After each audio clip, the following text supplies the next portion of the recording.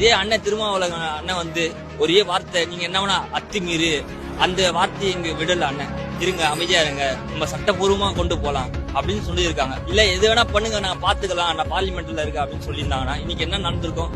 தமிழ்நாட்டு இன்னைக்கு பஸ் ஓடி இருக்காரு, வந்து அண்ணன் திருமாவளவன் வரணும்னு சொல்லியிருக்காங்க, அவங்க அப்பா அதுக்காக காத்திருக்காங்க, அவர் பொறுமையா இருக்காரு. இதே அண்ணன் திருமாவளவன் அண்ணன் வந்து ஒரே வார்த்தை, நீங்க என்ன வேணா அத்துமீறு, அந்த வார்த்தையை இங்க விடல அண்ணன், இருங்க அமைதியா இருங்க, நம்ம சட்டப்பூர்வமா கொண்டு போலாம் அப்படின்னு சொல்லியிருக்காங்க.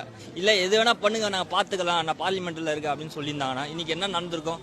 தமிழ்நாட்டு இன்னைக்கு பஸ் ஓடி இருக்காரு, கலவர் தென் மாநிலமே மிகப்பெரிய ஒரு கேள்விக்குறியா இருக்கும். அதுதான் நான் சொல்ல வரேன் ப்ரோ. இதெல்லாம் தடுக்கப்படணும் அப்படின்னா வந்து என்ன சட்டங்கள் இல்ல என்ன தண்டனைகள் கொடுக்கணும்? சட்டங்கள் கடுமையாக்கப்பட்டால் குற்றங்கள் குறையுமே தவிர அதை ஒரே அடியா நீக்க முடியாது. மனுஷன் திருடானா பார்த்து திருண்டாவிட்டால் திருட்ட ஒழிக்க முடியாது. ஒரு ஒடுக்கப்பட்ட சமூகம் மேலெழுந்து வரும்போது ஒன்னு கோபமா இருக்கும், இல்ல வன்முறையில போய் முடியும், இல்ல நீ எனக்கு எத்தனை நாளா செஞ்சியா, நான் உனக்கு இப்ப திருப்பி செய்யறேன் பாருங்கிற மாதிரி ஒரு இது வரும். இது ஒரு தலைவன் கட்டுப்படுத்தவே முடியாது. இது அங்கங்க நடக்கிற தவறுகளை கூட திருமாவளவன் அவர்கள் அதை பக்குவமாக ஹேண்டில் பண்றதும், அந்த சமூகத்தை மிக ஒழுக்கமாகவும் படிப்பறிவுள்ள சமூகமா மாற்றி நேர்மையான வழிக்கு கொண்டுகிட்டு போகணுங்கிறது ரொம்ப போராடுறது. அல்லது சிலைகளை உடைத்தால் வன்முறை வந்துவிடும்,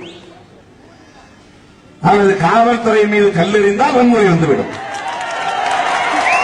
உலகத்திலேயே சிறந்த வன்முறையாளர்கள் யார் என்றால் காவல்துறையினர் தான். திருமாவளவன் டெல்லியில் இருந்து கொண்டே தென் மாவட்டத்தை தீப்பிடிக்க வைக்க முடியும். சட்டம் ஒழுங்கும் சீர்குலைக்க வைக்க முடியும். பேருந்துகள் ஓடாது, வண்டி வாகனங்கள் ஓடாது, விமானங்கள் பறக்காது, ரயில்கள் ஓடாது, அந்த நிலையை உருவாக்க முடியும். ஆனால் திருமாவளவன் ரவுடி அல்ல. திருமாவளவன் புரட்சியாளர் அம்பேத்கரின் வாரிசு.